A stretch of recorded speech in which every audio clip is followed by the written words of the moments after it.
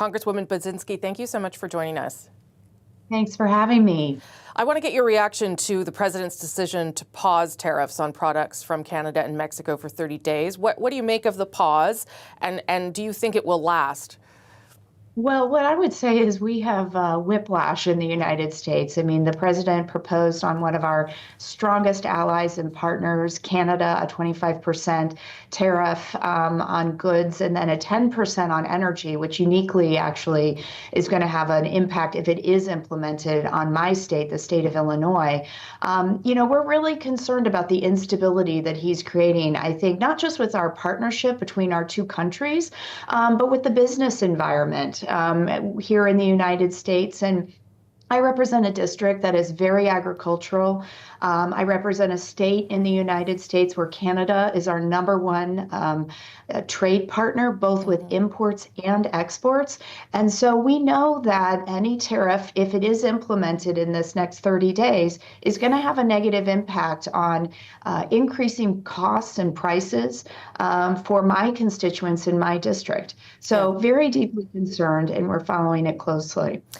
You mentioned agriculture, and I did want to ask you about that because you sit on the House Agriculture Committee. That's a big industry in your district in Illinois, and Canada, as you well know, supplies a lot of fertilizer. What would be your concerns there about the impact on the farming industry if this went ahead? Well, what I hear a lot from my growers in the district is that input prices, so the prices of fertilizer, the prices of energy, are very high. And right now in the United States, and specifically in my state of Illinois, corn and soybean prices are at record lows. And so if you imposed a tariff, if the United States were to impose a tariff, and Canada then had a retaliatory tariff on us, energy prices in particular would continue to elevate input prices for our farmers, just making it that much more difficult for our farmers to keep their heads above water. It's very serious. You know, my farmers also want to be expanding markets, not shrinking markets. Sure. And so that creates a lot of instability as well.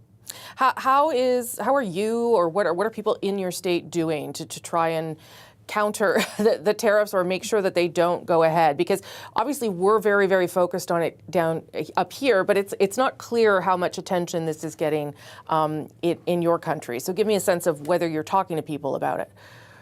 Well, I talk to my farmers all the time, and I will say they reached out to us as well directly with their concerns. When we have opportunities to spend time in our district, I'm in Washington, D.C. right now, but in the next week I'll have the opportunity to go home and hear directly from constituents, many of them obviously farmers.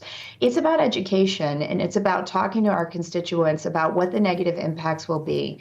Look, I'm in favor of us as a country investing more in our own country's manufacturing, investing in our own workforce. We can be doing that, but we have to be doing that alongside of taking into account our trading partners and that important relationship, in particular with Canada, that we have, and what tariffs could be a negative impact on them.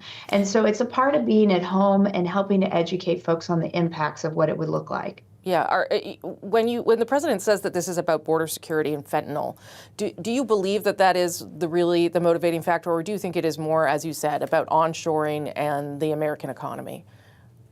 Well, I do think for our country, we do have a crisis at the border, and I have voted in support of providing more resources, the United States providing more resources to secure both our northern border and our southern border. A lot of the focus, though, has primarily been at our southern border.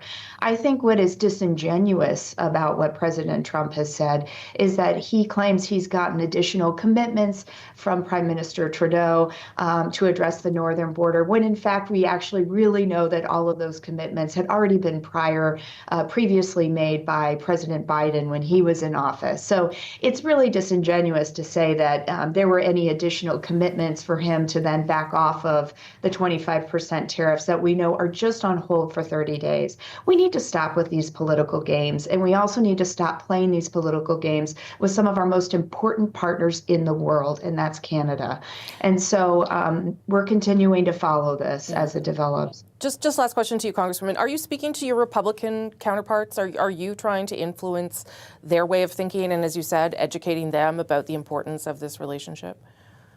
Yeah, I very much believe in bipartisanship here in the United States. And actually, the House Agriculture Committee is something that has historically been a Democratic and Republican. There's been a lot of cooperation and collaboration. So we are reaching out to our fellow House Agriculture members, specifically around the impacts of agriculture and what these tariffs could mean. I'm very concerned about specifically the 10% increased cost on energy imports into the United States. If that was imposed by Canada, what that will mean for agriculture. So we are talking.